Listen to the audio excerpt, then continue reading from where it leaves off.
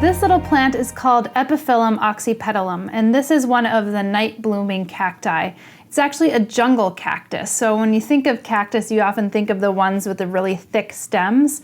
Well, this doesn't even have any spines, and it grows in the jungle but is epiphytic. So it's growing in pretty dry conditions because it's growing epiphytically on other trees and it's not getting a tremendous amount of water. So I do grow this a little bit more like an epiphyte with really, really well draining mix. And also sometimes I have a little bit of barky pieces in it as well. These have become very popular in the houseplant community. It's very hard to kind of track the different kind of cultivars because they are really cultivated for the different types and colors of flowers. And the flowers typically bloom at night and they are just so gorgeous. I actually wish I had a flower here to be able to show you, but you're just going to have to Google that because you might actually say like, oh my God, that's so cool. But I've really been getting into jungle cactus a lot more. Typically the ones that we find in the market are more like Schlumbergera truncata, which is the Easter or the Thanksgiving or the Christmas cacti.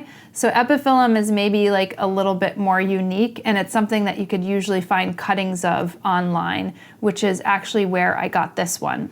As far as watering goes, if you're giving this a really nice barky epiphytic mix, then you're gonna wanna water it thoroughly on a regular basis. So I'd probably do it about once a week, but these guys could really handle being dried out. So I wouldn't keep this too moist or else you're going to probably rot the plant.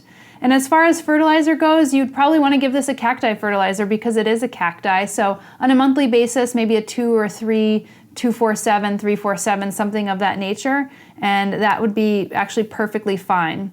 As far as propagation goes, you could actually take cuttings of this plant and it will start to actually root up. I would just dry out the cutting just a little bit and I wouldn't stick it necessarily in a moist mix right away.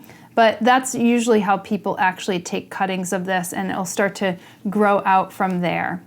Otherwise, this is a beautiful plant to grow. I mean, again, if you want to expand outside of your cacti, then I would say, take a look at this plant. They don't need, I didn't say this, but they don't need a tremendous amount of light. These are jungle cacti, so they're growing in the understory. So you're not necessarily going to be giving this a full sun condition. You're probably going to give it a little bit more diffuse, bright light to moderate light for these particular plants.